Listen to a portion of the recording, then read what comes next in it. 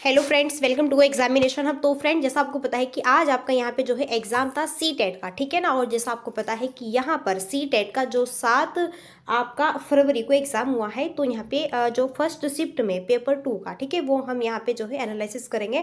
और देखो, आपको यहाँ पे ना बहुत ही कम समय में और बिल्कुल सटीक आंसर इसके मैं बताऊंगी। सो सबसे पहले हम बाल विकास की यहाँ पे चर्चा करेंगे, ठीक है। सो गाइस देखो, यहाँ पे फर्स्ट जो क्वेश्चन है हमारा, फर्स्ट क्वेश्चन है विकथन और कारण वाला, ठीक है ना। तो आप आराम से पढ़ते रहिए, मैं सिर्फ बस आपको आंसर बताते जा रही हूँ फटाफट, ठीक है ना। तो देखो, अगर हम बात करें खराब लेखन क्षमता वाले छात्रों को अक्सर उनके शिक्षकों द्वारा बौद्धिक रूप से अक्षम बिल्कुल करना चाहिए। और यहाँ पर भी सही बात कही गई है, इसका सही होगा आंसर ऑप्शन 3, ठीक है। मैं बस फटाफट आपको यहाँ पे आंसर टिक करा रही हूँ, ओके। सेकंड क्वेश्चन है, निम्नलिखित में से कौन सा कक्षा में विविधता को बढ़ावा देने के लिए सही तरीका नहीं है। जो सही तरीका नहीं है वो बताना है। तो सही तरीका कौन सा नहीं है कि विद्यार्थियों को उनकी अनूठी पहचान और संस्कृतियों को व्यक्त करने के लिए प्रोत्साहित करो, बिल्कुल प्रोत्साहित करो, उनको अवसर भी दो, उनके अनुभव में उन्हें शामिल भी करो। या फिर यहाँ पर जो है सही आंसर क्या होगा, विद्यार्थियों की पृष्ठभूमि, ए आंसर यहाँ पे राइट हो जाएगा, ठीक है ना।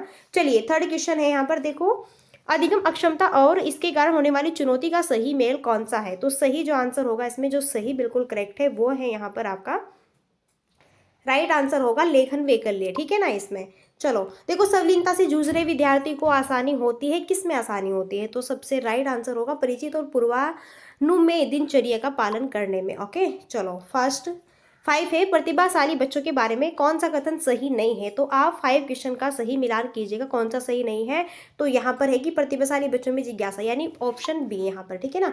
6 क्वेश्चन है, फिर विद्यार्थियों द्वारा स्वयं का त्रुटि विश्लेषण, ओके। सो इसका जो राइट आंसर्स होगा वो यहाँ पर आपका क्या होगा, ठीक है ना, बहुत ही इंपॉर्टेंट है। स्वयं का जो त्रुटि विश्लेषण है वो होता है यहाँ पे ऑप्शन सेकंड, बिल्कुल राइट होगा, ठीक है। मैं फास्ट बस आपको यहाँ पे आंसर इनके टिक करा रही हूँ, फटाफट आप इनको देख लेना। नेक्स्ट है, घोषणात्मक ज्ञान और प्रक्रियात्मक ज्ञान के संबंध में कौन सा कथन सही है। बिल्कुल जो राइट होगा यहाँ पे वो आपको बताना है, ओके। सो गाइज, यहाँ पर जो है मैं आपको बता दूं कि राइट आंसर क्या होना है, यहाँ पे ऑप्शन बी, ठीक है ना।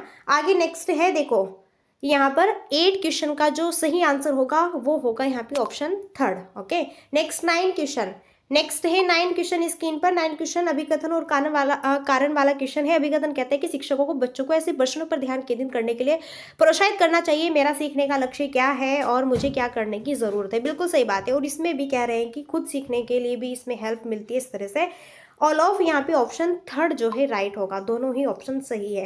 नेक्स्ट है, अधिगम के निर्देशित खोज आधारित उपागम में क्या करना चाहिए। तो सबसे इंपॉर्टेंट बात है जहाँ पे अवसर प्रदान होगा, ऑप्शन ए यहाँ पे राइट होगा, ठीक है ना। नेक्स्ट है यहाँ पे 11 क्वेश्चन, निम्नलिखित में से कौन सी रणनीति बच्चों में वैचारिक समझ विकसित करते समय प्रभावी नहीं है। जो नहीं है ना वो यहाँ पर बताना है। तो यहाँ पर क्या की जो का तू रट्टाफिकेशन कर लेना, ऑप्शन सेकंड। 12वां जो क्वेश्चन है, इसका सही आंसर क्या होगा, सामाजिक रचनावाद। आप फटाफट बस यहाँ पे मैचिंग कर लेना फटाफट, ठीक है ना। देखो, क्वेश्चन यहाँ पे नंबर 13 है, और 13 की अगर हम बात करें तो यहाँ पर देखो, ए तो यहाँ पे सही है बिल्कुल, लेकिन कारण गलत दिया हुआ है। जी हाँ, यहाँ पर होगा ए सही है लेकिन आर गलत है, ऑप्शन ए यहाँ पर हमारा राइट होगा। और क्वेश्चन 14 है, एक माध्यमिक स्कूल शिक्षक छात्रों को रणनीतिक स्व प्रेरित जो है शिक्षार्थी बनने में किस प्रकार सक्षम बना सकता है, ठीक है ना। सो बेस्ट आंसर यहाँ पर होगा ऑप्शन 3 इसमें, ठीक है ना। नेक्स्ट है 50 क्वेश्चन, और यहाँ पे आंतरिक अभिप्रेरणा का उदाहरण क्या हो जाएगा, वो होगा ऑप्शन 4, ठीक है ना। आगे बढ़े, नेक्स्ट है 16 क्वेश्चन, फटाफट मिलान कीजिए, टाइम वेस्ट नहीं करेंगे। 16 क्वेश्चन का राइट आंसर होगा यहाँ पर प्रकृति परिवेश का विकास पर प्रभाव। आप पढ़ते रहना, ठीक है ना, फटाफट देखते रहो बस। फिर है 17 क्वेश्चन, 17 क्वेश्चन का सही आंसर यहाँ पे क्या होगा, देखो यहाँ पे कह रहे हैं यौन और व्यवसायिक पहचान होती किशोर अवस्था में, ओके।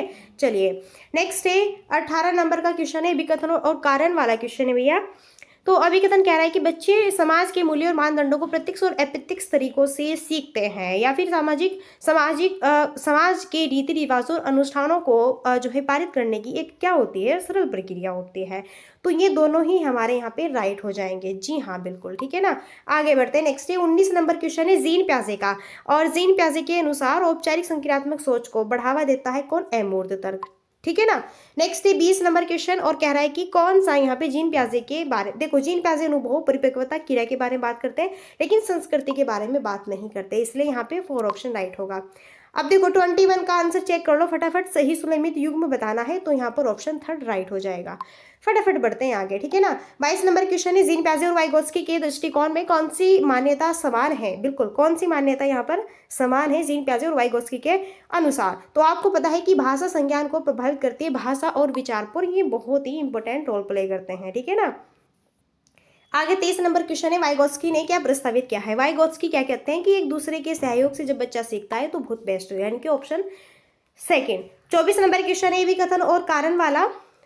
ओके, सो यहाँ पे तुलना करने की बात करें, इसमें दोनों ही कथन हमारे गलत होंगे, ऑप्शन सेकंड मिला लेना फटाफट।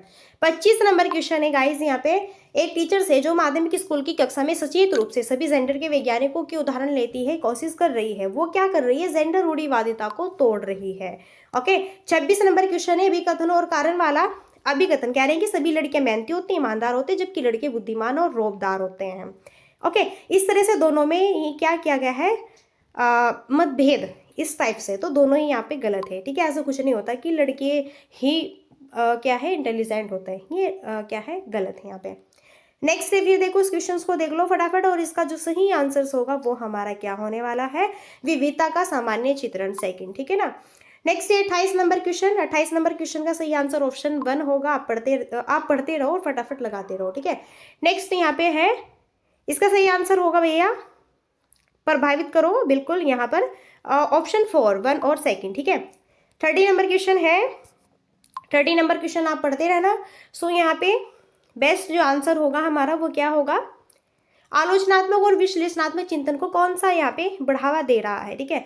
शब्दों की सूची बनाओ, अखबारों के लेख पढ़े, नए शब्दों की सूची बनाओ, शीर्षक के बारे में सोचो, 2 अखबार लेखों के लिए मान्यता की पहचान करो, दर्शाने वाले 2 अखबारों के लेखों की निहित उल्लिखित संज्ञानों को जानो, एक विशिष्ट अखबार के लेख में उल्लिखित संज्ञानों को जानो। सी हाँ जी, यहाँ पे 4 ऑप्शन राइट होगा। ओके, चलिए सो गाइज यहाँ पे सीडीपी का ये जो है क्वेश्चन पेपर था आंसर की, आई होप आपको समझ आ गई होगी।